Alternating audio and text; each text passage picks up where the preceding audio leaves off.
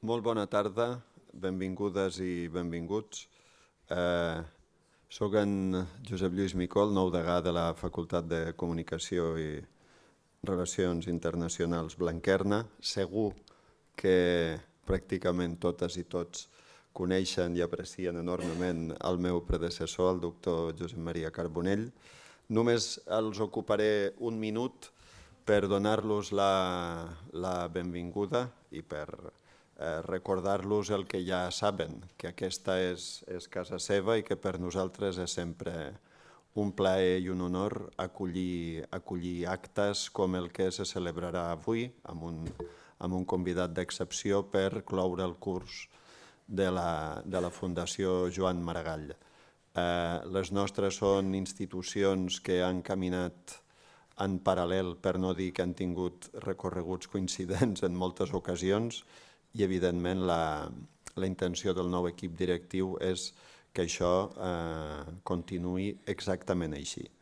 Havia promès ser breu, en general la gent que promet ser breu no ho és, jo sí que ho seré, així que reitero la benvinguda, l'agraïment per la confiança i res, els deixo amb el plat fort de la jornada. Gràcies i molt benvinguts. Gràcies.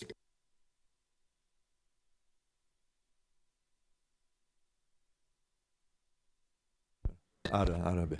Moltes gràcies a la facultat i al seu degà per l'acolliment que una vegada més ens dispensen a les activitats de la Fundació Joan Maragall. Els estem molt agraïts.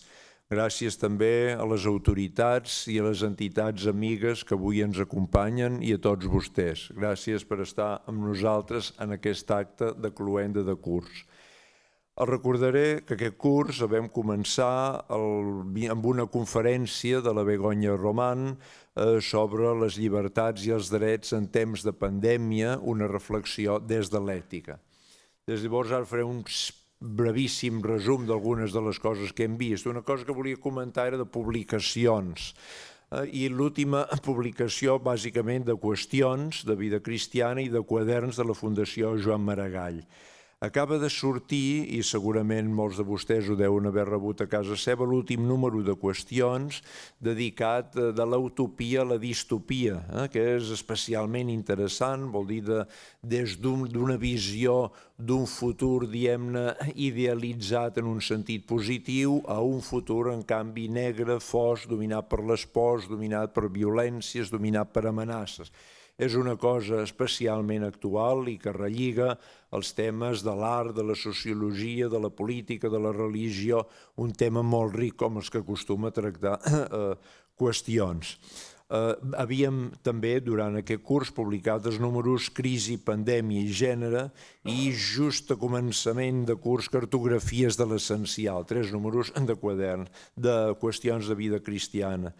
De quaderns de la Fundació Joan Maragall, aviat rebran, fa pocs dies vam rebre els primers exemplars, de 30 poemes comentats de Jordi Pàmies, un poeta molt conegut, un dels grans poetes actuals, i que té 30 poemes sobre tema religiós que ell comenta quina ha estat la influència de la religió en la seva poesia. I també vam publicar reflexions sobre el fracàs, la mort i l'esperança de Reflexions del Patronat. Com a cursos hi ha hagut de la Teresa Forcades, la teologia des de les perifèries existencials i l'aula Joan Maragall, de Gabriela Mengual, dedicada a canvi d'època i reconstrucció del subjecte. Hem fet presentacions de llibres, especialment memorables els pensaments de Pascal, traduïts i comentats per Pere Lluís Font, que coneix esplèndidament el tema i que n'ha fet unes interpretacions i uns comentaris agudíssims, precisos i rigorosos, com sempre és el seu esperit, i Transfiguracions de Lluís Calvo. Hem col·laborat amb l'IREL de Lleida, amb un cicle sobre la fraternitat, amb l'Albergaria de Vic, sobre uns temes que estem preparant ara sobre la creació per commemorar els 25 anys d'aquesta entitat, amb Cristianisme i Justícia a través de la xarxa Laudato Si per una conversió ecològica integral i també amb Pax Romana en ocasió d'uns contactes que vam tenir amb un centre de Polònia que s'ha destacat especialment en la acollida refugiats ucraïnesos amb motius de la guerra. Hi va haver també visites al claustre de Sant Cugat dirigides per Josep Maria Jaumà i tallers de lectura sobre el Crist de nou crucificat de Nikos Kazantzakis i els germans Karamazov de Dostoievski. Bé, pel que fa a les reflexions internes del patronat, l'any passat els vam dedicar, vam pensar a organitzar-les durant 3 anys al llarg d'una cosa que vam anomenar tríptic de la pandèmia, que estava relacionada amb la mort en solitud, amb el temple buit i amb la natura desbordada. L'any passat vam tocar el tema de la mort i vam publicar aquestes reflexions sobre el fracàs, sobre la mort i l'esperança, i aquest any el tema de reflexió era el temple buit. I llavors era el temple buit, no només les esglésies buides, sinó també les dificultats, el temple del jo i el temple del civisme, també el temple de la cultura. És a dir, quina mena de dificultats hi ha de transmissió de la religió i també de l'humanisme i també del civisme en la societat contemporània i com això afecta el jo, com això afecta la cultura. Va ser dintre d'aquest context, d'aquestes reflexions sobre el temple buit, que ens va semblar especialment oportú demanar al professor Jean-Louis Leguel, al qual agraïm molt que hagués acceptat la nostra invitació a parlar d'aquest tema. Ell en té una llarga experiència. Ell va entrar als jesuïtes als 19 anys i va formar part de l'orde durant 20 anys, de 1965 a 1985, i formava part central dels seus interessos veure com les ciències humanes es relacionaven amb el món religiós, especialment amb el món del catolicisme, com aquestes ciències humanes, tal com estaven plantejades habitualment cap als anys 50-60, anaven erosionant una certa visió de la religió, tret d'algunes poques personalitats com Paul Ricoeur que intentaven fer uns ponts entre una cosa i una altra. Quan va deixar l'orde dels jesuïtes, destacat especialment en 3 camps, a la revista Esprit, a les edicions d'Ussell, la part de religió, i com a traductor. Dintre d'Esprit va ser director del comitè de redacció de la revista, una revista molt coneguda, fundada en 1932 per Emmanuel Mounier, i que es dedica a l'estudi de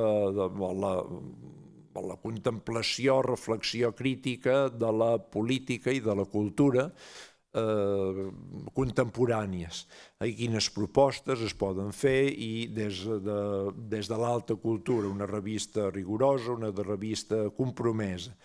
Llavors ell durant molts anys ha format part del comitè editorial i durant molts anys també va ser director d'aquest consell editorial. Com a editor de la col·lecció de religió d'Ussell, li ha suposat conèixer munts d'autors, conèixer munts d'obres, haver de seleccionar aquest conjunt d'obres i des de la seva visió de filòsof de la religió i de sociòleg de la religió. I com a traductor, perquè una de la seva llengua materna era l'alemany, perquè havia nascut en una part de l'est de la França en què la seva família coneixia bé l'alemany, ha estat traductor de més de 25 autors, i entre els quals destaca sovint Franz Rosenzweig, Jünger Habermas, Hans Küng, Metz, von Balthasar.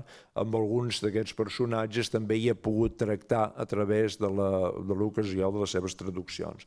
Per acabar, citaré 5 dels seus títols perquè es facin una idea de quins temes l'han interessat.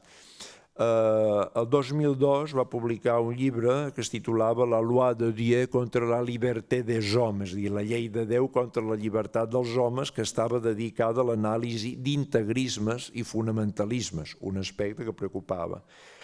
Un altre llibre és La Bíblia explicada als joves, una de les preocupacions que tenim, com arribar a les noves generacions. El 2012, Religions a la carta. Llavors també aquesta oferta religiosa, aquesta mena de supermercat religiós. El 2015, a la Gauche du Christ, a l'esquerra de Crist, quin ha estat el paper dels cristians d'esquerra a França i a la cultura francesa des de 1945 fins a l'actualitat. I fa tot just un mes, o un mes i mig, acaba de publicar un llibre de diàlegs amb la teòloga Danielle Hervé-Léger, també molt coneguda, que es titula Vers l'implosió, cap a l'implosió, i llavors són diàlegs, converses sobre el present i el futur del cristianisme. Com poden veure d'aquests 5 títols i de la seva gran experiència, doncs realment és una persona que coneix en profunditat aquests temes, els ha reflexionat a profunditat i li agraïm molt que ens hagi acompanyat. Alors, je vous remercie beaucoup d'avoir accepté notre invitation. Je fais une petite exposition, une petite présentation qui ne fait pas justice à l'amplitude de votre travail, mais ça a l'avantage de la brièveté, comme a dit notre doyen. Merci beaucoup et vous avez la parole. Merci. Merci. Je vous fais entière confiance pour ce que vous avez dit de ma personne et de mon œuvre. Donc il n'y a aucune difficulté là-dessus. Je voudrais surtout vous remercier vous-même et puis vos collaborateurs et la Fondation de m'avoir invité et à vous tous de m'accueillir ce soir. Je vais donc parler du temple vide. C'est ce mot que vous avez employé, que j'ai apprécié quand vous m'avez invité, parce que je n'avais jamais pensé à cette idée du temple vide comme métaphore de la situation religieuse où nous nous trouvons aujourd'hui. Et donc je l'ai reprise. Et je voudrais l'interpréter à mon tour, après que vous en avez déjà parlé entre vous. Donc, je pose la question, est-ce que nous nous trouvons dans des sociétés du vide? Et si la réponse à cette question est oui, de quel vide s'agit-il? Comment le définir, ce vide? Quelles sont ses caractéristiques, pertinentes? À quelle époque et dans quel lieu s'est-il produit? Dans les 2 premières parties de mon exposé, je voudrais successivement présenter la thèse. Oui, nous sommes entrés dans l'ère du vide, dans le temps du vide, et donc je voudrais donner des arguments dans ce sens. Mais dans la seconde partie, je ne voudrais pas invalider ce que j'aurais dit dans la première, mais tout de même apporter des nuances et poser quelques questions critiques sur cette notion, le temple vide. Dans ma 3e partie, je reviendrai enfin à ce que votre lettre d'invitation appelait vraiment le temple vide, c'est-à-dire le temple de l'Église, le temple au sens religieux, au sens de la personne, le temple de la personne, le temple de la culture. Ce que je vais dire exige absolument d'être réinterprété selon chaque pays, selon chaque région, en fonction de leur histoire et de leur culture particulière.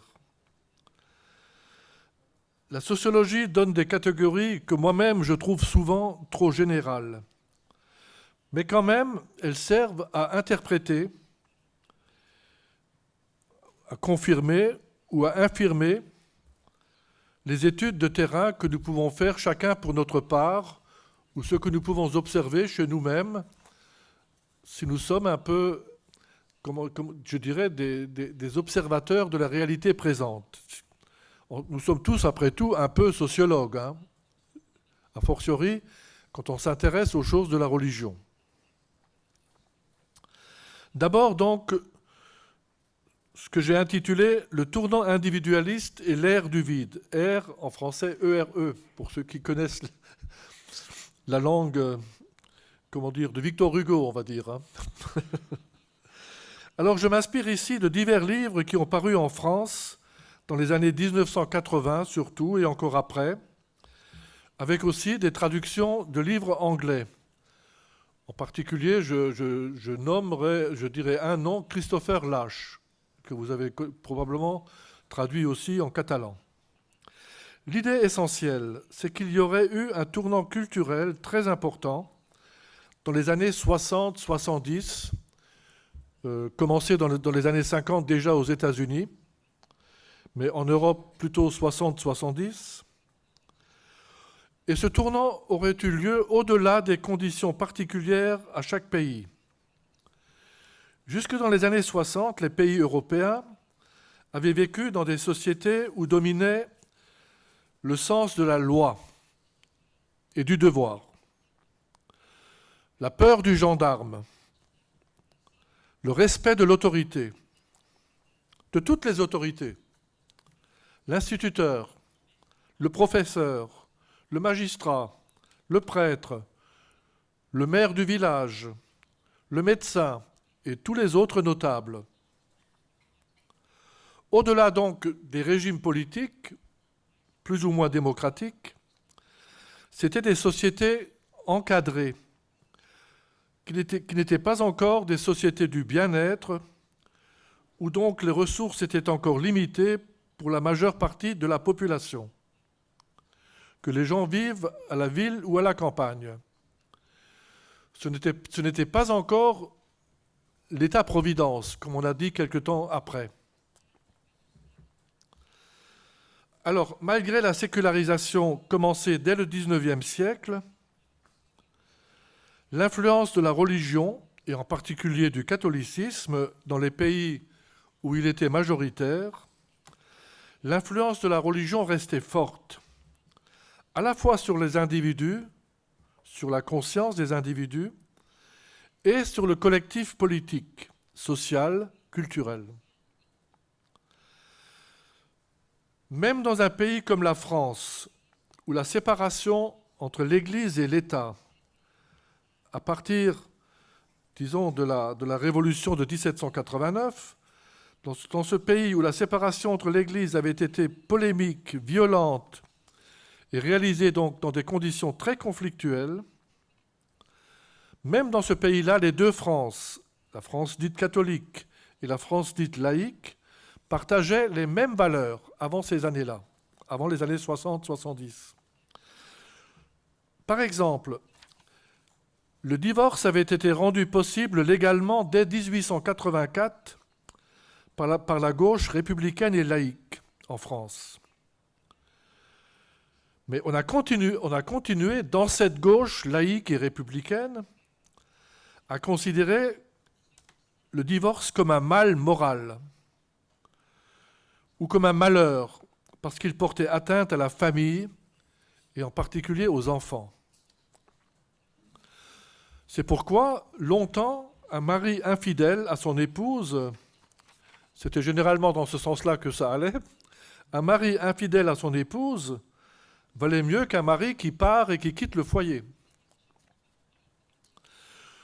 Je dirais même plus, le mariage républicain en France a été pendant très longtemps d'une grande importance.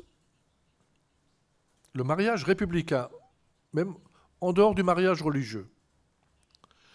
Pour résumer, on pourrait dire, le tout, la cohésion du tout, importait ou primait sur la partie. Le collectif l'emportait sur l'individu. Or, dans les années 50, 60, 70, les choses se sont renversées. Alors attention, ce n'est pas le moment de l'apparition ou de la naissance de l'individu, il était là bien avant. Il y a des historiens qui le font remonter au XIIe siècle, la naissance de l'individu. Mais c'est le moment de son affirmation, de sa priorité affichée. C'est le temps de l'affirmation de l'autonomie du sujet. Du sujet, même plus de l'État. Non, chaque sujet devient autonome. La revendication par chacun de gouverner sa propre vie dans tous les domaines devient légitime. C'est l'affirmation par chacun de sa singularité, de son désir de réalisation personnelle et de ses droits personnels, de ses propres choix de vie. Les conséquences générales de ce tournant civilisationnel ont été multiples. Je rappelle que c'est à ce moment-là qu'on s'est mis à critiquer fortement les idéologies, rebaptisées grands récits, pour souligner sans doute leur côté fictionnel, le fait que les idéologies, le marxisme, le christianisme, étaient souvent donnés en exemple, ce ne sont que des constructions de l'esprit. On a aussi assisté à partir de ce moment-là à la crise des engagements collectifs et des engagements définitifs. La rupture, l'innovation, la création en tout domaine, par exemple dans le sport aussi, perçu comme performance. Donc tout cela est devenu des valeurs portées très haut. Tout ce qui fait que la vie au présent, l'instant, sont valorisés au maximum. Et en particulier, bien sûr, le moment de la jeunesse de la vie. Alors que la mémoire du passé historique a tendance à s'effacer. Tout devient éphémère. Il faut vivre hic et nunc, jouir de l'instant, alors que l'avenir devient un trou noir. L'avenir n'intéresse que dans la mesure où il peut augmenter encore et encore les chances de réalisation de soi. Alors, dans ce tournant individualiste, les liens sont évidents avec le consumérisme et la société de bien-être qui se met en place peu à peu. C'est-à-dire, les liens sont évidents avec l'accès généralisé et populaire à de multiples biens de consommation courants, la voiture, la télévision, mais aussi, bien sûr, les biens culturels, avec la conséquence que cela tend à instaurer une relation marchande, commerciale, une relation de clientélisme à l'ensemble de la réalité sociale, y compris à l'Église. Je le dirai plus loin, pour beaucoup de nos contemporains, l'Église est une société de service. Le rôle de certaines technologies qui rendaient possible l'affirmation individualiste a été bien sûr déterminant. Je pense en particulier à la pilule contraceptive, décisive pour l'autonomie sexuelle des femmes et ce qu'on a appelé plus généralement la liberté sexuelle. Je pense aussi, à partir des années 1990, à l'Internet et aux réseaux sociaux, décisifs pour l'expression personnelle sans limite morale ni culturelle. C'est-à-dire, c'est un lieu où on peut s'exprimer individuellement sans limitation, surtout en cachant son identité et dans une parfaite égalité avec tout le monde. Je ne sais pas, vous avez une profession manuelle tout à fait estimable, mettons, de travailleur manuel artisan. Vous avez le même droit que vous exprimez que n'importe quel professeur d'université sur tous les sujets. L'Internet est un égalisateur extraordinaire. Il faudrait mentionner aussi toute l'importance de la société du spectacle, pour prendre un titre relativement connu en France, l'importance de la communication, de l'information de plus en plus immédiate, en temps réel, comme on dit, l'importance aussi de la fête, du côté humoristique et léger de la vie, et donc aussi de la dérision par rapport à tout ce qui est encore sacré ou trop sérieux. On pourrait aussi souligner le rôle du voir et de l'être vu, du simulacre, de la séduction. Sur tous ces sujets, il y a des livres de sociologie qui ont paru et qui sont intéressants, tous. Dans une telle culture de l'individu, j'essaye de cerner un peu le problème par différents côtés. Dans une telle culture de l'individu, le devenir du corps vivant est bien sûr essentiel, même si c'est aussi le lieu de la finitude la plus immédiate, la plus sensible, et parfois la plus difficile à vivre. Je dirais, c'est d'une logique imparable. Plus on attend du corps et plus il peut décevoir, forcément. Mais tout doit être fait pour contrer la finitude, pour lui résister, du début de la vie à la fin de la vie. Du début de la vie, vous savez, c'est devenu un problème extrêmement important, la façon de naître, hein, et qui peut naître, et évidemment, la fin de vie, comment mourir, est devenue une question essentielle, d'autant plus essentielle que la longévité de la vie dans énormément de pays, en tout cas dans nos pays, s'est énormément accrue, a beaucoup augmenté. Pour mesurer la différence par rapport à la période antérieure, je rappellerai volontiers très vite 2 philosophes français que vous connaissez au moins de nom, ou en partie Albert Camus et Jean-Paul Sartre. L'un et l'autre étaient sensibles à la condition de l'homme, l'homme individuel, individuellement, jeté dans le monde, avec une présence au monde qui n'a aucun sens a priori, qui n'a plus de sens, qui a d'autant moins de sens, je dirais, que les religions, entre autres, ont disparu ou ont beaucoup reculé dans les sociétés contemporaines. Alors, qu'est-ce qu'ils disent? D'un mot, Albert Camus, a l'intuition avant tout d'une condition humaine absurde. Pourquoi vivre, hein? A priori, c'est absurde. Mais sa réaction est celle de l'homme révolté. D'une révolte qui donne un sens au monde et qui autorise la pensée et l'action humaniste, en particulier l'action pour la justice. Jean-Paul Sartre voit dans l'engagement libre inconditionnel, dans le choix d'être libre pour faire son existence, l'unique raison de vivre humainement. Donc, le sens de la vie, c'est de s'engager. Ces 2 philosophes parlent de l'individu, c'est évident.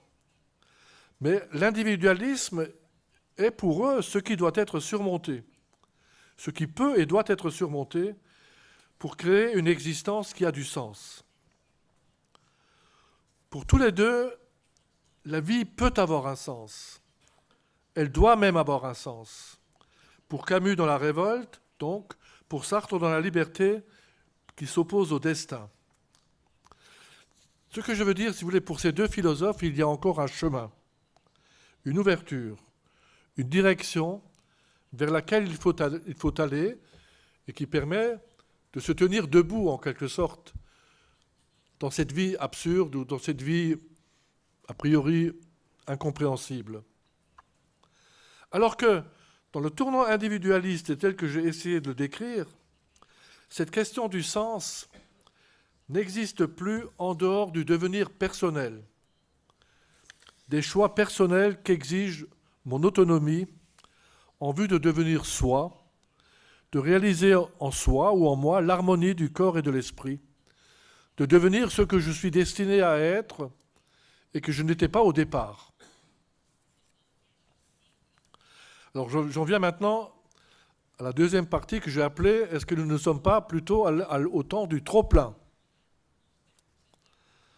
Donc le sujet ou le soi qui est né de la Révolution française, enfin souvent, disons, c'est une date symbolique bien sûr, qui marque un peu une sorte de coupure avec la déclaration des droits de l'homme et du citoyen, puisque tout homme est né et par naissance libre et égal aux autres. Donc, le sujet qui naît à la Révolution française, malgré tout, c'est encore idéalement un sujet politique, ou encore c'est la personne au sens de Emmanuel Mounier, pour ceux qui connaissent un peu ce philosophe du XXe siècle, fondateur de la revue Esprit. C'est un sujet, autrement dit, rempli de qualités, de mémoire du passé et de projets pour construire l'avenir. C'est donc un sujet, pourrait-on dire, plein, et non pas vide. Certes, ce sujet, ensuite, au XIXe siècle, a été éprouvée par l'essor du monde industriel et de la technique, par l'urbanisation massive, par l'économie moderne en général. Et au XXe siècle, il a été encore plus éprouvé, si on peut dire, par la montée des politiques autoritaires et totalitaires, nationalistes, fascistes, etc. C'est-à-dire toutes ces idéologies qui ont mobilisé les foules. C'est le temps des foules, de la masse. Et on sait que les crimes de masse aussi ont été nombreux. Mais dans la seconde moitié du XXe siècle, donc c'est ce que j'ai dit, c'est le processus de l'individualisme démocratique qui triomphe, qui fabrique donc des sujets vides, sans mémoire ni espérance, ou des temples vides, si on veut garder cette métaphore, et non plus des personnes et des citoyens qui ont une épaisseur humaine, qui sont membres de communautés vivantes, qui sont porteurs d'un monde de savoir et de valeurs, et qui militent pour cela. En France, on dit parfois les années 30 jusqu'aux années 60, ça a été l'époque des militants. C'est la naissance en France de l'action catholique. Un peu avant, c'est la naissance des syndicats et des partis politiques. Donc ça a été le grand moment de la militance active. L'individu de la seconde moitié du XXe siècle est de plus en plus occupé de lui-même, comme je l'ai dit, narcissique, c'est un mot que l'on a employé aussi pour le qualifier, donc qui veut se réaliser lui-même. Je dirais par certains côtés, c'est une sorte de nihilisme de facto, de nihilisme, l'ère de la non-valeur qui arrive. Simplement, je viens déjà de l'évoquer un peu, on pourrait inverser l'analyse. A fortiori, si on prend une perspective plus réflexive ou plus philosophique, ou si on creuse un peu comme sociologue. Parce qu'en réalité, disons, si je prends les choses par un autre côté, nous ne sommes pas devant un individu vide, un individu annihilé, réduit à rien. Au contraire, nous sommes face à un individu du trop-plein, de la surabondance, un individu consumériste qui vit dans le système des objets. C'est un livre de Jean Baudrillard, philosophe et sociologue français, que vous connaissez peut-être aussi. Il est, pour reprendre la terminologie de Karl Marx, réifié et aliéné dans les objets, perdu ou égaré dans un monde, disons, de choses dont il fait lui-même partie. Avec le consumérisme, on est loin de la frugalité, de la privation. C'est d'ailleurs, entre parenthèses, probablement ce qui fait la grande difficulté, disons, des générations qui, j'ai l'impression, la plupart d'entre nous ici, qui ont connu cette abondance consumériste. C'est notre difficulté pour nous situer devant un avenir, disons, de restriction, de renoncement à un certain nombre de choses, à cause, mettons, de l'avenir de la planète. Dans cette société, avec ses innombrables propositions matérielles et immatérielles, il y a en effet beaucoup de paradoxes. Et disons ceci, alors je vais être très très rapide, cet individu qui pratique la recherche de soi, le souci de soi, l'effort pour se réaliser, pour devenir enfin ce qu'il est ou ce qu'il croit qu'il est ou qu'il devrait être, tout cela demande beaucoup d'efforts en fait,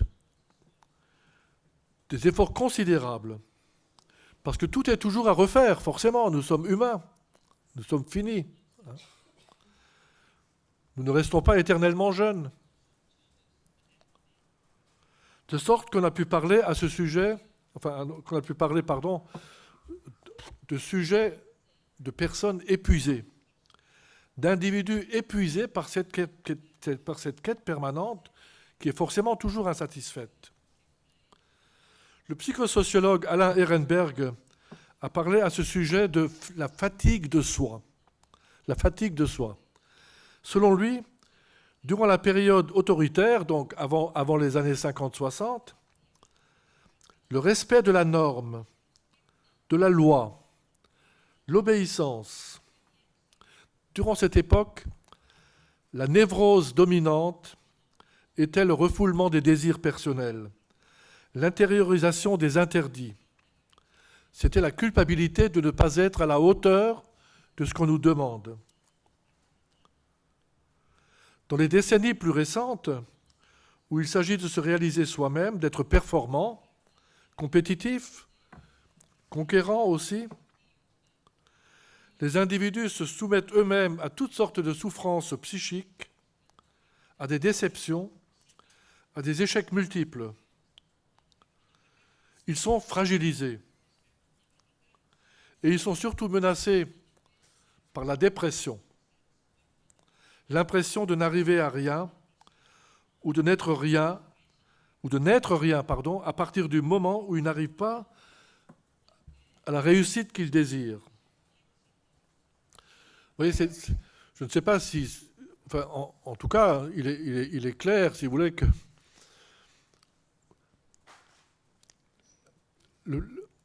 le pays où on prend le plus de bêta-bloquants, vous savez, pour s'opposer à la dépression, c'est la France.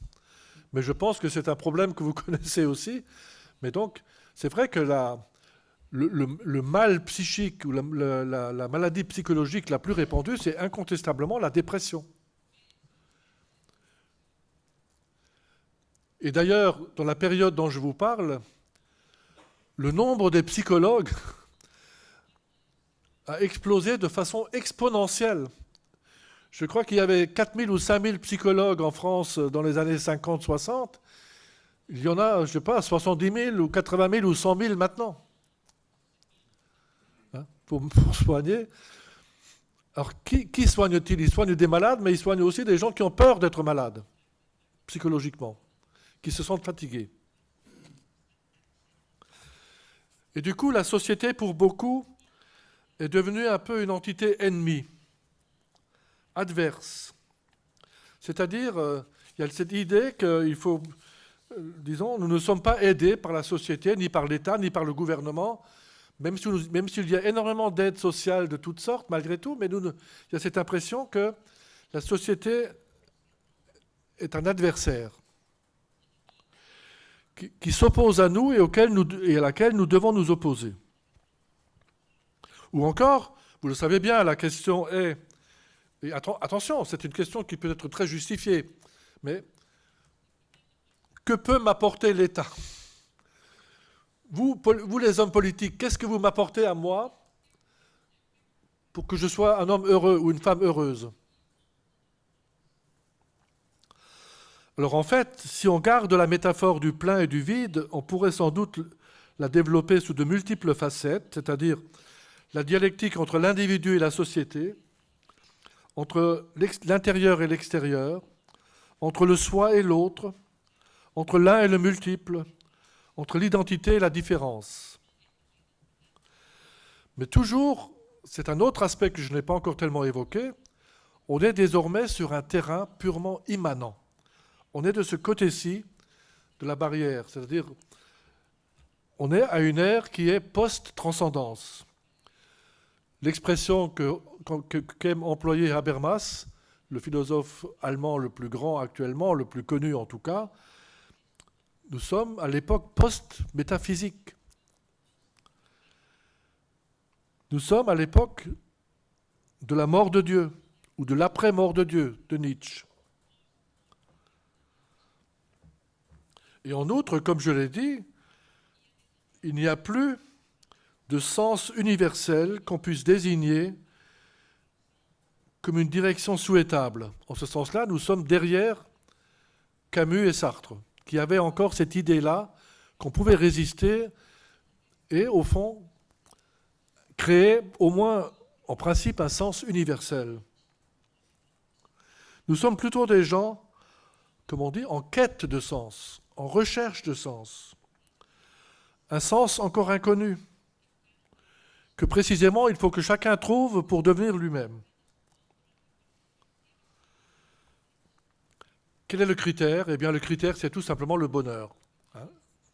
Ça, ce n'est pas très nouveau. Tout le monde aspire au bonheur, sauf que maintenant, on pense qu'il est vraiment dans la réalisation de moi, de soi. Pour cette raison aussi, à mesure que la sécularisation avançait dans la deuxième moitié du XXe siècle, en faisant reculer la tradition chrétienne et aussi les grandes traditions historiques de l'Europe, comme le protestantisme, bien sûr, comme le judaïsme aussi, eh bien, on n'a pas été placé dans le vide. Au contraire, de multiples propositions religieuses ou parareligieuses, ésotériques, psychospirituelles, etc., ou dans le sens du développement personnel, d'innombrables voies religieuses ont vu le jour, ou bien se sont manifestées publiquement, et sont devenus l'objet d'un marché et d'un supermarché très puissant du spirituel.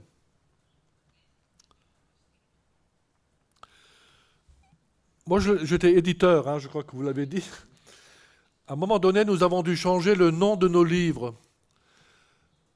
Disons, le secteur religion est devenu le secteur spiritualité. C'était dans les années 90. C'est même moi qui ai dû faire ce changement. Parce que les religions ont été perçues comme source de violence. Tandis que les spiritualités devenaient quelque chose de purement positif.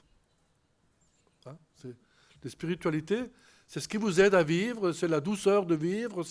Les spiritualités sont la partie non violente des religions. C'est étonnant, mais c'est un peu ce qui s'est passé. Alors j'en viens ainsi à ma dernière partie, je n'ai pas encore fini, le temple religieux. En l'occurrence, je vais beaucoup parler, évidemment, du catholicisme. Comment l'Église a-t-elle été concernée par cette situation? Concernée ou non concernée? C'est une question, justement. Alors, le temple de l'Église catholique n'est pas vide, mais il n'a pas cessé de se vider. Je n'ai pas les chiffres, en tout cas de tous les pays européens, j'aurais pu les avoir, mais ça n'a qu'un intérêt relatif. Mais pour la France, ils sont très clairs. On est passé de 20% de pratiquants dans l'Église catholique jusque dans les années 60 à environ 6% de catholiques pratiquants. Et encore, je vous rappelle, si vous l'aviez oublié, que la pratique, c'est-à-dire ce que les sociologues appellent la pratique, c'est-à-dire la messe du dimanche, est une obligation hebdomadaire, enfin tous les dimanches. Souvent, les enquêtes sont faites sur la base de la messe tous les 15 jours et même éventuellement la messe tous les mois, une fois par mois. Donc, si vous voulez, c'est pour tenir compte aussi du fait que cette obligation, pour beaucoup de catholiques, est interprétée comme à la messe de temps en temps, mais pas tous les dimanches.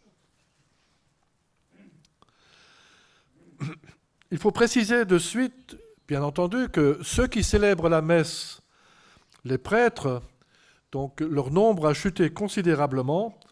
En France, il y a actuellement à peu près 100 ordinations par an, depuis des années, depuis presque 15 ans. Il y a 100 jeunes prêtres ordonnés, jeunes, enfin ou moins jeunes, ordonnés par an, contre 800 à 1000 dans les années 60 ou 70.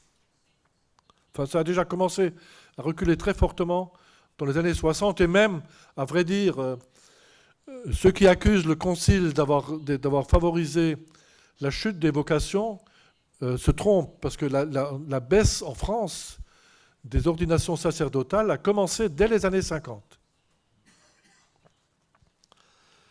Alors en fait, bon, ça c'est une chose, la messe, mais en fait, la pratique de tous les sacrements catholiques est en chute constante.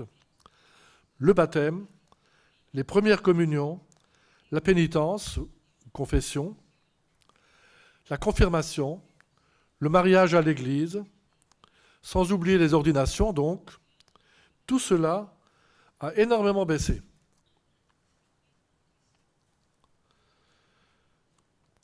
C'est pareil pour d'autres actes importants qui marquent au moins en tout cas l'appartenance à l'Église.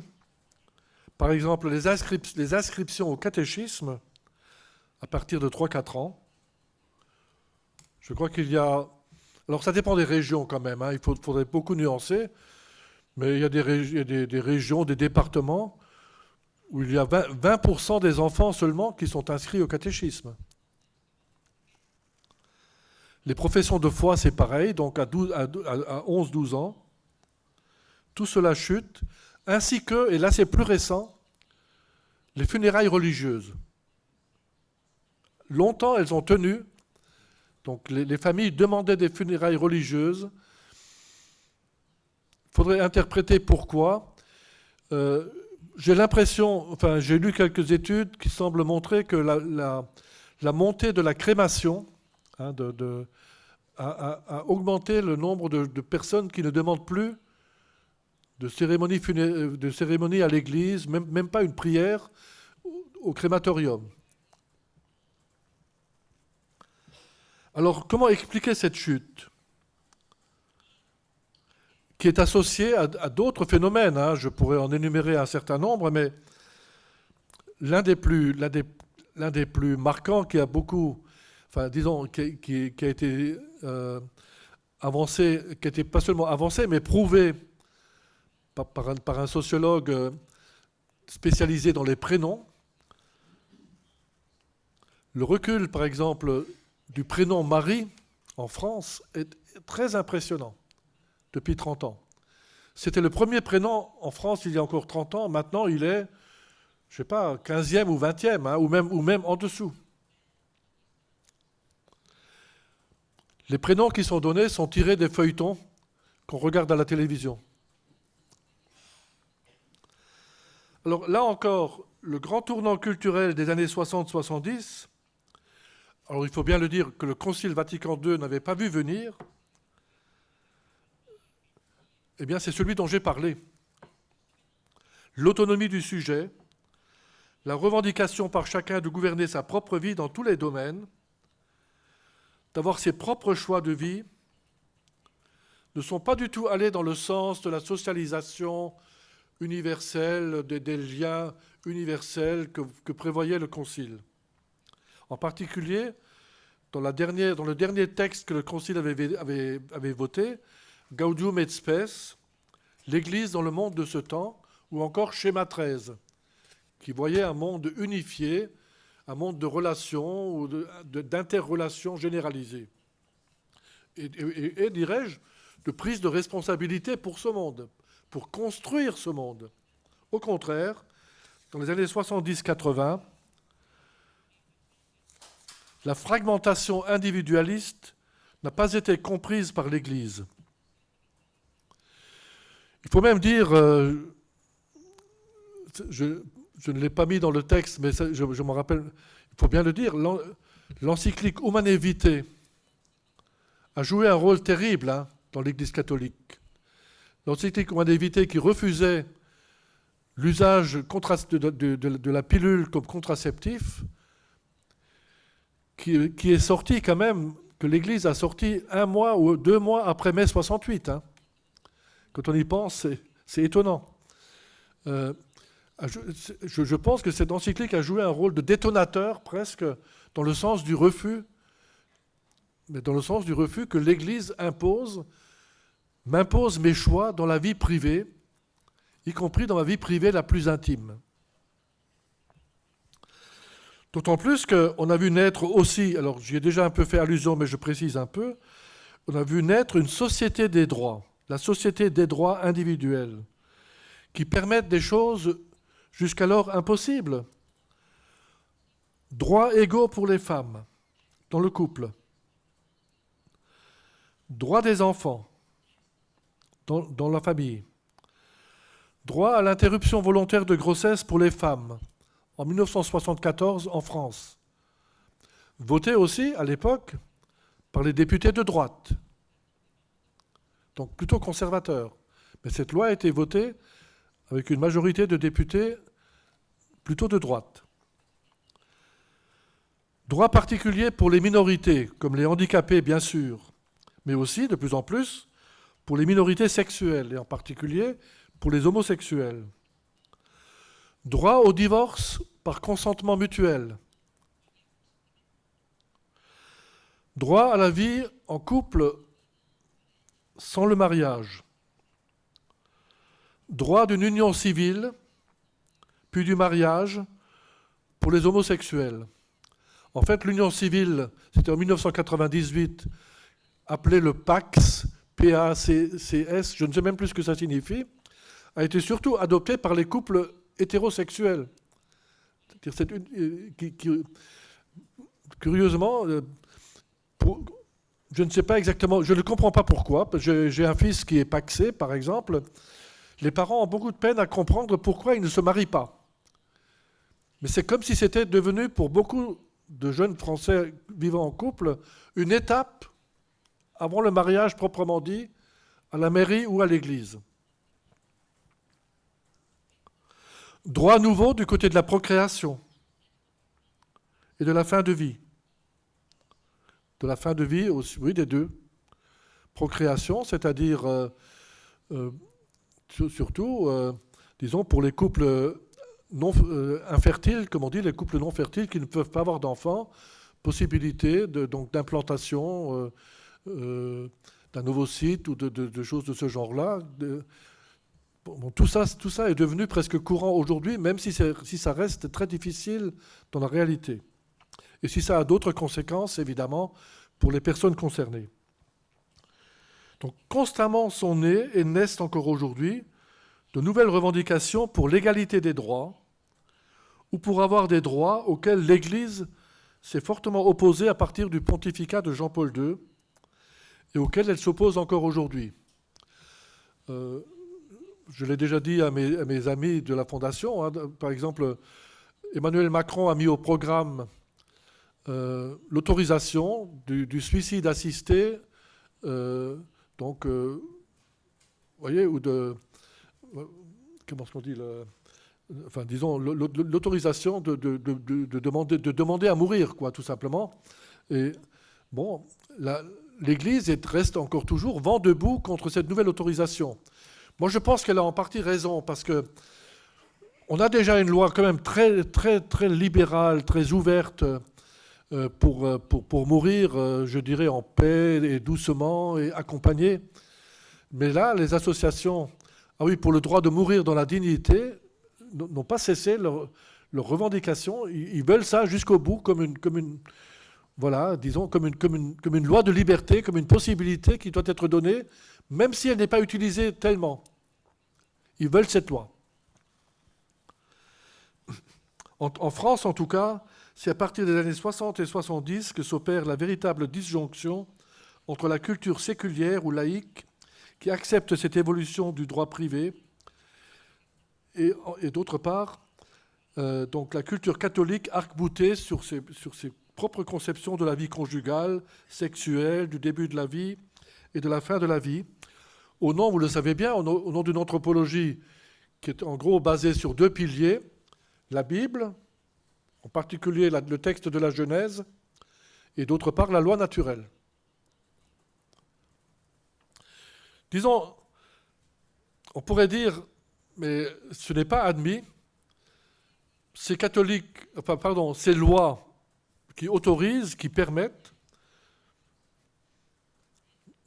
n'enlèvent pas aux catholiques le droit de vivre en catholique comme ils veulent, c'est-à-dire de vivre selon leurs propres critères, selon leurs propres lois. Hein, c'est l'argument qui est souvent donné par ceux qui sont des promoteurs de ces lois. Mais effectivement, l'Église ne se satisfait pas de cela, disons, et à ce moment-là, elle semble toujours vouloir exercer une influence législative sur l'ensemble de la société. Ce qui fait que chacune de ces lois soulève un nouveau conflit avec l'Église.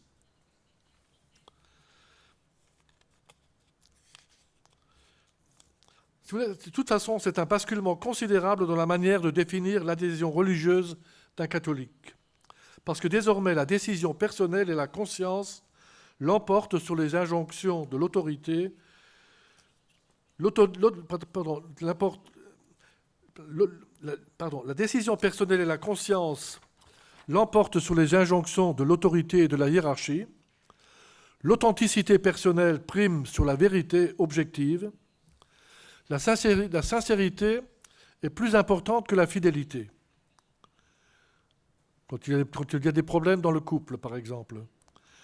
Alors ce tournant, évidemment, a eu d'immenses conséquences pour la société dans son ensemble, mais il a aussi miné directement toute une culture catholique de la soumission à la norme de l'Église, de la fidélité à la loi de l'Église, de l'obéissance à l'Église, à ses commandements, de l'obéissance à ses injonctions morales. Et du coup, ce qui s'est passé, c'est une des explications de la chute des pratiques, de la pratique religieuse. Les catholiques critiques ont eu tendance à quitter l'Église. C'est incontestable. Je me souviens d'avoir lu déjà dans les années 70 des choses de ce genre-là sur les femmes en Allemagne, que les femmes catholiques, qui avaient l'impression d'être totalement incomprises par l'Église, partaient. Je crois que ce mouvement a été très large dans l'ensemble de l'Église catholique. Même si beaucoup d'entre eux, beaucoup de ceux qui sont partis, elles ou ils, sont restés attachés au Concile Vatican II,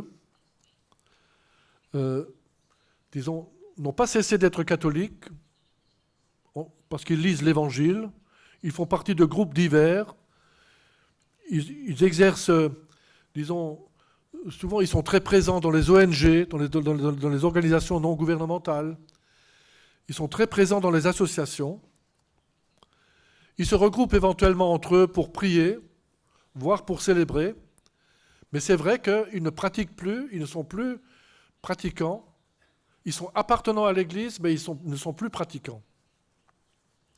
Et donc, en ce sens, on est bien à l'époque du temple vide, mais en même temps, je dois faire d'autres remarques maintenant là-dessus, si vous voulez. On est à l'époque du temple vide. Parce que les églises vides ont aussi leur versant contraire, ou leur côté plein. D'abord, je ne sais pas si vous avez connu cela en Catalogne ou plus largement en Espagne, nous avons vu beaucoup de la naissance de communautés nouvelles dans les années 70, en particulier des communautés dites du renouveau charismatique, inspirées par le pentecôtisme évangélique américain. Et nous avons eu beaucoup de créations, et d'ailleurs, du coup, tout de suite, déjà Paul VI et les papes successifs ont vu là, en quelque sorte, vraiment le renouveau de l'Église. Entre parenthèses, enfin, je ne voulais pas aborder ce sujet, mais plusieurs de ces communautés sont dans une situation très critique parce qu'il y a eu des révélations d'abus sexuels de leurs fondateurs, pour un certain nombre. Même il y a 2 ans ou 3 ans, chez les catholiques, quand on apprenait ça, c'était encore un. C'était vraiment effroyable comme information sur la mauvaise gestion de ces nouvelles communautés qui ont été tellement favorisées par la hiérarchie qu'elles n'ont pas été surveillées du tout dans leur fonctionnement, dans le fonctionnement de leurs fondateurs et puis dans le fonctionnement de leur communauté. D'autre part, il faut le reconnaître, à partir des années 80,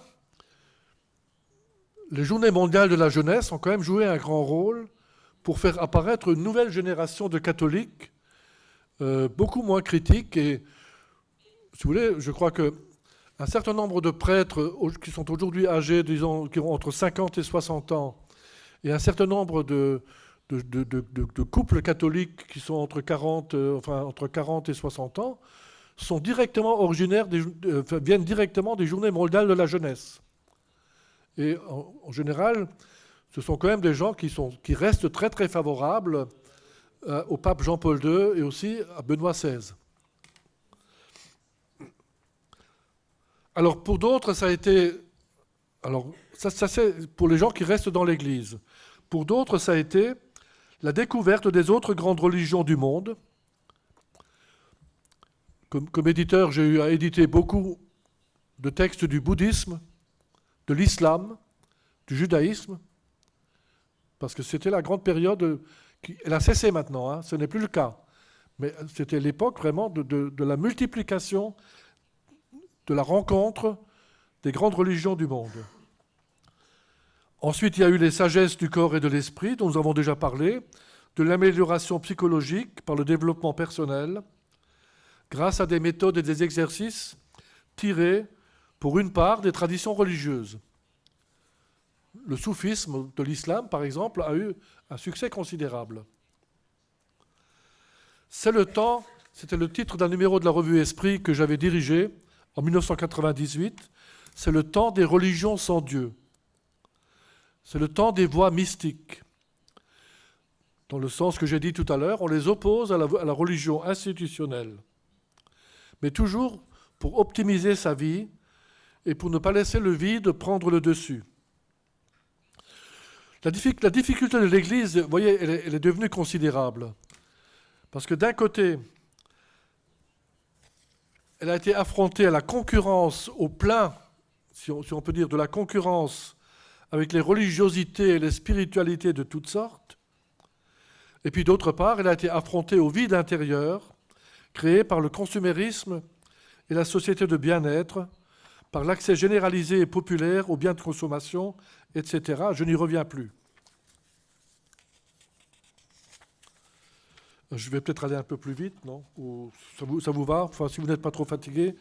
Mais disons, dans ce tournant vers la société individualiste, il faut le dire aussi, il y a eu toutes sortes d'innovations soutenues par la publicité, dans le sens toujours de l'autonomie individualiste. Au sens où, enfin, il y a eu des études là-dessus. On ne sait pas très bien si, disons, devant la demande de spiritualité, d'exercice, disons, de tout le psychocorporel, on ne sait pas si des techniques nouvelles ont été inventées pour les soutenir, ou si c'est l'inverse, quoi. Si les techniques qu'on a inventées dans ce sens n'ont pas soutenu, justement, tout l'individualisme religieux auquel nous assistons aujourd'hui. Mais au fond, peu importe, hein, l'histoire de la poule et de l'œuf, je pense que, en fait, les deux sont allés largement dans le même sens. Hein. Donc ça veut dire aussi, c'est une difficulté très démultipliée pour l'Église. Hein, cet individualisme soutenu, au fond, par des techniques, disons, par tout simplement le moment d'Internet, de la communication généralisée. L'Église catholique n'a pas toujours tiré peut-être le maximum de toutes ces inventions non plus. Alors que moi, je me souviens très bien, si vous voulez, dès les années 80, on commençait à circuler en France, peut-être parce que nous avions beaucoup de musulmans, des vidéocassettes de l'islam pour une islamisation par le bas, c'est-à-dire des vidéocassettes pas chères du tout, qui circulaient dans les banlieues pour alimenter, évidemment, l'islamisme. C'est quelque chose qui a existé très fortement. Et en ce sens-là, les prédicateurs, vous voyez, les prédicateurs de toutes sortes sont toujours en avance techniquement aussi, je vous assure. Parce que les nouveaux mouvements, les nouvelles communautés religieuses catholiques dont je vous ai parlé, elles aussi étaient très au point pour l'innovation technique. L'usage des nouvelles techniques, la vidéo, tous les moyens pour animer des foules, vous voyez, enfin, alors que l'Église catholique, pour elle, c'était presque... Non, on ne pouvait pas vendre la parole de Dieu à bas prix. Hein, c'était... Non. Ou même, on avait des textes quand même, peut-être encore plus fortement chez les protestants, sur la primauté de la parole. Hein, la primauté de la parole, de l'écriture, de la parole de Dieu, sur l'image et sur les séductions de l'image. Tout ça, on s'y est mis très progressivement. Bon, on y est maintenant. Hein. J'imagine que, comme partout, toutes les paroisses françaises qui existent encore ont des sites internet, enfin, en général, très, très bien et très fortement soutenus par des laïcs compétents, spécialisés. Il y a un autre aspect que je voudrais souligner, c'est cette sécularisation de la seconde moitié du XXe siècle n'a pas de racine chrétienne, n'a pas de source chrétienne. Si vous voulez, le christianisme lui est presque, par définition, indifférent ou inconnu. Alors que la première sécularisation, donc le fait que, à partir de la modernité des Lumières, à partir de la Révolution française, puis de l'ère industrielle et urbaine au XIXe siècle, disons, la sécularisation était une séparation de la religion d'avec la vie collective, d'avec le politique. D'où l'importance en particulier de la séparation de l'Église et de l'État.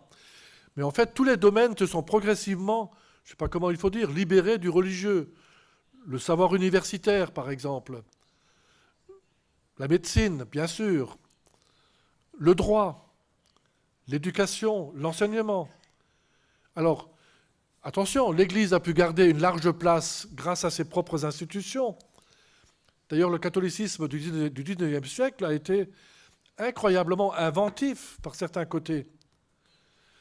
Les congrégations religieuses féminines ont été créées pour l'enseignement des jeunes filles catholiques ou des enfants catholiques. Idem pour les ordres masculins. Des congrégations religieuses féminines ont été créées aussi pour la santé. Encore dans les années 60, le nombre d'hôpitaux qui étaient tenus par les religieuses, elles-mêmes encore infirmières dans les services, était très important. Et en fait, si les hôpitaux publics, si les hôpitaux en France, qu'ils soient publics ou privés, sont aujourd'hui, disons, s'il n'y a plus de religieux, c'est tout simplement parce qu'il n'y avait plus de vocation. Un beau jour, elles ont dû déclarer qu'elles ne pouvaient pas continuer. De même, tous les collèges jésuites français, mais toutes les institutions d'enseignement religieux de tous les ordres, de tous les diocèses, il n'y a plus que des laïcs, mais c'est par la force des choses, c'est parce qu'ils ont été désertés. Mais disons, l'Église avait constitué tout un tissu, tout un réseau d'inventions qui était presque... L'historien René Raymond, qui était très connu en France, il est mort dans les années 90, je crois. René Raymond aimait beaucoup dire que l'Église, au XIXe siècle, pour résister à la sécularisation et puis à l'État laïque, à l'État profane, à l'État séculier, l'Église avait tenté de créer une contre-société catholique, avec les œuvres, toutes sortes d'œuvres d'enseignement, de santé publique, etc.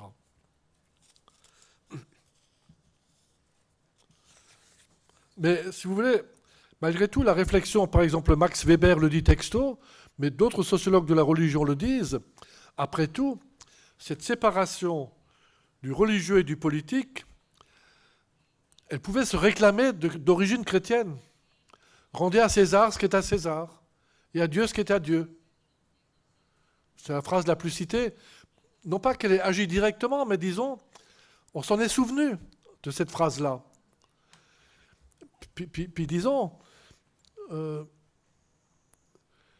cardinal Lustiger, je crois que c'est un auteur anglais dont le nom m'échappe maintenant, mais le cardinal Lustiger aimait dire que les trois valeurs de la Révolution, liberté, égalité, fraternité, alors c'est ambigu, étaient des valeurs chrétiennes devenues folles. Bon, on pourrait discuter, on pourrait dire aussi c'est des valeurs chrétiennes devenues raisonnables. On pourrait dire ça comme ça. Mais voilà. Le philosophe Hegel disait que, ben oui, voilà, la sécularisation arrive, le monde se détache du christianisme, mais il disait, au fond, il a mis 1800 années pour le faire. Mais c'était inscrit dans les origines. Parce qu'un Dieu transcendant, n'a que faire d'être présent partout dans le monde ici-bas. Au contraire, on le prie, on l'adore, mais parce qu'il est au-delà. Il est transcendant, par définition. Et il n'est pas dans toutes les œuvres qui peuvent devenir facilement des idoles. Enfin bon, je ne développe pas beaucoup plus, mais c'est pour dire, disons, les chrétiens ont pu se reconnaître dans la sécularisation. Ils ont pu se reconnaître là-dedans. Mais la sécularisation actuelle, ça devient quand même très très difficile. Aujourd'hui, on en a un peu parlé déjà entre nous. Regardez l'athéisme. L'athéisme n'a plus besoin d'être anticlérical ou militant. Au contraire, un athée peut même trouver que les chrétiens et les croyants sont après tout des gens tout à fait sympathiques, avec lesquels on peut discuter. D'ailleurs, aujourd'hui, à l'ère du vide de sens ou du trop-plein des choix possibles, ce n'est pas l'athéisme qui est dominant, mais l'agnosticisme. Un agnosticisme amical qui dit tout simplement « je ne sais pas ». Peut-être bien que oui, peut-être bien que non. Si vous dites oui, vous êtes des agnostiques positifs. Si vous dites non, vous êtes des agnostiques négatifs. Mais bon. Dans la société, je ne sais pas si c'est, là encore, c'est un mouvement maintenant très fort en France. On a vu se dessiner, dans les années récentes, tout un mouvement pour sauvegarder le patrimoine chrétien, pour sauvegarder en quelque sorte l'héritage du christianisme. Sauf que c'est un christianisme sans le Christ. Hein, c'est vraiment et ça m'a beaucoup frappé. Enfin, c'est un mot que c'est une expression que j'ai employée à propos de après l'incendie de Notre-Dame. Il y a eu un immense mouvement pour sauver Notre-Dame, hein, pour la reconstruire, avec de l'argent, mais par milliards, c'est le cas de le dire, avec des dons et tout ça. Et en même temps, c'était quand même, on voulait du christianisme, mais disons, le Christ ou le Jésus des évangiles, surtout pas. Il n'intéresse que comme patrimoine. Et enfin, je dirais, je n'oublie pas non plus, disons, il faut quand même le dire, après tout, notre époque est quand même aussi le temps des formes identitaires et sectaires du religieux. Que ce soit dans l'Église catholique, dans le protestantisme, avec la poussée très forte des mouvements évangéliques, et bien sûr dans l'islam et aussi au-delà, et même dans le bouddhisme, il y a des groupes sectaires. Ne parlons pas de l'hindouisme actuel, hein, qui devient un nationalisme extrêmement fort. Enfin, disons, pour le dire peut-être plus simplement encore, le lien entre politique et religion est redevenu plus fort que jamais. Et plus fort que jamais dans le sens, il faut quand même le dire, le plus identitaire, le plus sectaire et le plus négatif. Et vous savez bien que c'est aussi quelque chose qui a du succès, qui continue d'avoir du succès. Moi-même, comme sociologue des religions, je me souviens, dans les années 80-90, ma principale préoccupation a été la montée des sectes. Mais je veux dire de toutes les sectes, hein, y compris non chrétiennes. Même le Parlement français a établi une liste des sectes, etc., etc. Puis ensuite, en même temps, bon, j'avais le bouddhisme et le judaïsme. À partir de l'attentat de 2001, du 13 septembre, pendant 10 ans, ça a été l'islam. Je me suis recyclé complètement et invité à faire des conférences sur l'islam. Et je dirais quand même, depuis 10 ans, peut-être il y a un retour, malgré tout, au christianisme, quoi. Mais comme une inquiétude, hein, comme le christianisme perçu comme « mais où va-t-on, où allons-nous » Je l'ai raconté déjà aussi à mes amis là, que j'ai rencontrés. J'ai rencontré un prêtre j'ai lu le témoignage d'un prêtre de paroisse français de la région de Dijon. Il était chargé de 58 clochers. Ça veut dire, 58 petits villages qui étaient autrefois des paroisses. C'est un prêtre d'à peu près 55 ans, et il avait un vicaire, un autre, quelqu'un qui l'aidait, un prêtre noir. Alors ce prêtre a dit, mais bon, c'est difficile, mais même avec 58 lieux de culte, 58 petites églises, ou plus ou moins grandes, j'y arrive. Mais ce que je n'arrive pas à vivre finalement, il dit, je ne sais pas où nous allons. Je ne sais pas où nous allons. Je ne sais pas ce que sera demain l'Église catholique dans ce pays. Sa souffrance était là. Et je crois que cette incertitude est devenue un peu une souffrance commune des églises d'Europe, il faut bien le reconnaître. Alors, en philosophie, on a parlé quand même, enfin je ne vais pas insister beaucoup là-dessus, on a avancé l'idée que, après tout, il peut y avoir une transcendance immanente, c'est-à-dire une transcendance qui est présente en chacun de nous, qui est notre propre dignité humaine, et aussi la dignité des autres humains. Bon, je ne sais pas ce que ça vaut, mais je pense quand même qu'on est toujours aujourd'hui très fortement dans le registre de l'immanence, c'est-à-dire de l'ici-bas, de ce côté-ci de la barrière. Voilà, j'ai à peu près terminé, mais je voudrais dire en conclusion quelques mots sur le Covid-19 ou la pandémie du coronavirus, en rapport avec notre sujet. Vous vous souvenez sans doute, enfin, j'imagine que vous l'avez vécu, au début, la pandémie était si nouvelle et si incroyable qu'on a cru que tout allait changer. En tout cas, que nous en sortirions autres, différents. Qu'un autre monde se dessinait. Disons-le, ça n'a pas duré très longtemps. Ça n'a pas duré très longtemps. Car on s'est aperçu très vite qu'il n'y avait qu'un seul désir, revenir à la situation antérieure. Quand on analyse un peu, enfin, il y aurait beaucoup à dire, mais juste quelques petits points.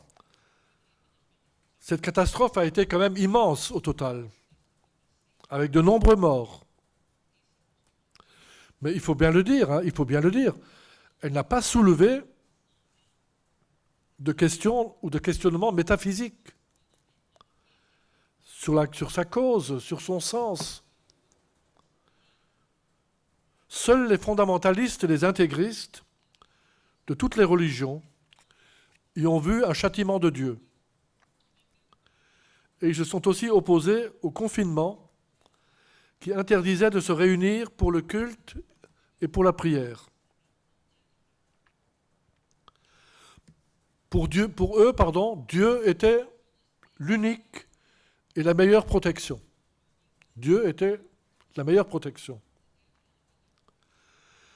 Alors il n'y a pas eu non plus, enfin je n'en ai pas vu, ou pratiquement pas, de réflexion philosophique en termes de théodicée, c'est-à-dire, mais enfin, comment Dieu peut-il permettre cette chose épouvantable, cette pandémie, qui tue tant d'innocents, ou même, après tout, pour laquelle nous sommes tous des innocents. Il y a eu surtout des réflexions sur l'urgence sanitaire qui mettait en cause des libertés démocratiques importantes. Là, il y a eu une grosse discussion en France. Est-ce que l'État a le droit de limiter à ce point les libertés pour sauver la santé pour des raisons sanitaires? Je ne sais pas si vous avez eu ce genre de débat, mais il a été assez vif en France. Alors, pour d'autres épidémies, les religions avaient été au premier rang de l'aide aux malades et aux mourants, avec beaucoup de morts, y compris d'ailleurs des cardinaux, des évêques courageux, qui allaient, notamment dans les moments de peste ou encore au XIXe siècle, lors de l'épidémie de choléra, qui a ravagé une partie de l'Europe, les prélats, donc des évêques, des prêtres bien sûr, des religieux, mais aussi allaient au contact des malades et étaient finalement comptés parmi les morts. Là, la place a été laissée exclusivement à la médecine, à la science médicale, donc médecins, infirmières, aides-soignants. Par contre, les églises, je pense que chez vous c'est pareil, ont eu un rôle important enfin les chrétiens plutôt, je dirais les catholiques, les chrétiens en général, ont eu un rôle important d'aide et de solidarité avec les personnes seules, âgées, malades. Là, elles ont joué un rôle de, vraiment, disons, pour dire, elles ont joué le rôle de la charité envers tous, et de la justice, parce que c'était aussi une question d'égalité. Mais dans les premiers temps, en France, en tout cas dans le premier confinement, les aumôniers d'hôpital, qui sont souvent des laïcs aujourd'hui, hein, femmes ou hommes, n'ont pas eu le droit de rendre visite aux malades, y compris aux mourants. Ce qui signifiait au fond que les mourants étaient abandonnés au seul personnel soignant. Lequel personnel soignant a compris sa difficulté à ce moment-là.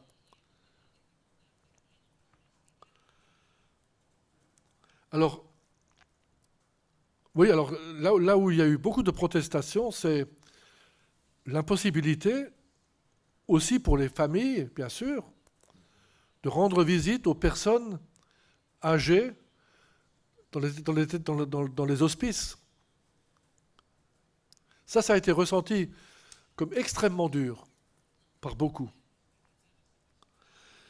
Les prêtres ont pu accompagner les familles dans la limite de 10, qui devait être dans la limite de 10 personnes.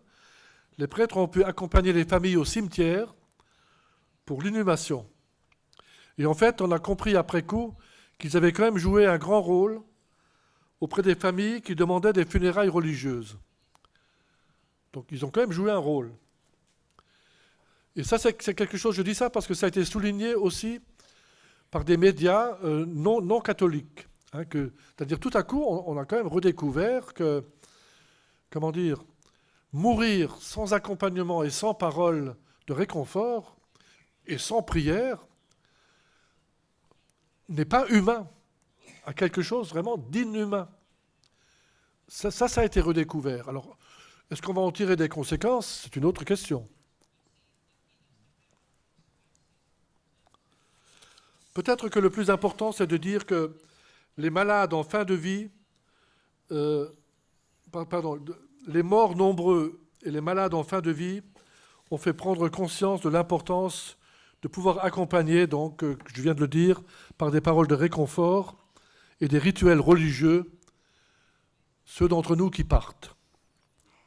C'est quelque chose qui était peut-être devenu invisible, insensible, incompris, inutile même, hein, inutile. À quoi bon des rituels? Une fois qu'ils sont morts, il faut s'en débarrasser le plus vite possible. Donc je l'ai dit, les personnels soignants ont aussi dit à quel point ils avaient besoin de la présence des aumôniers dans les hôpitaux dans ces moments-là. Mais pour le reste, il faut le reconnaître, la pandémie a été une crise terrible gérée par les politiques et par les experts médicaux, donc par la technique, par les virologues, par les épidémiologues. Et en ce sens, je dirais volontiers, la pandémie a quand même été une preuve supplémentaire à quel point nous sommes dans une époque post-métaphysique, où le temple est vide, et où la vie des gens dépend largement des décisions techniques, des décisions politiques qui peuvent les sauver. Peut-être que dans 30 ans, ou je ne sais pas, dans 50 ans, les historiens, les anthropologues, les sociologues verront dans la pandémie un tournant capital de nos sociétés, disons, de la satisfaction immédiate. Mais pour l'instant, moi je ne vois en France que l'euphorie du retour à la vie normale, celle d'avant la maladie. Je suis très sincère en vous disant ça, mais disons, depuis que la libération des contraintes du confinement est totale, c'est la fête, quoi. C'est le retour à la vraie vie. Enfin, c'est très étrange, mais il y a même des bons politologues qui expliquent que l'abstention massive aux élections législatives qui viennent d'avoir lieu ce dimanche, le premier tour, que cette abstention s'explique parce que les gens ont autre chose à penser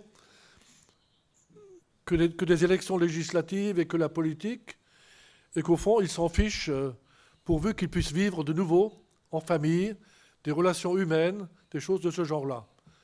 Voilà. Alors, j'ajoute un petit mot que je n'avais pas prévu. Peut-être que je vous parais vraiment très pessimiste. Ce n'est pas faux. J'ai une nature un peu pessimiste, mais malgré tout, si vous voulez, je ne désespère pas de tout. Pour ma part, alors d'abord, je vais quand même faire une confession de foi, hein, comme croyant, comme mauvais croyant, hein, comme mauvais catholique, bien sûr, mais bon. C'est impossible, malgré tout, de ne pas garder l'espérance. Hein, ça, je continue d'avoir, comme le dit Michel de Certeau, donc un grand jésuite français mort il y a 40 ans, je continue d'avoir la faiblesse de croire. Avec la faiblesse de croire dans le double sens de ce mot en français, ben oui, je suis faible, je reconnais que j'ai besoin de croire. Et puis bon, ben oui, vous qui, peut-être vous les athées, les esprits forts, ben oui, je reconnais que j'ai la faiblesse de croire. Hein, voilà, je continue l'aventure. Et puis d'autre part, en tant que sociologue des religions, je dois quand même dire, si vous voulez, enfin historien aussi, il faut le reconnaître, le religieux a connu tant de rebondissements historiques. Le catholicisme en particulier a semblé perdu tellement de fois que je ne peux me dire que malgré tout, peut-être qu'il y aura encore un réveil. Peut-être. Merci.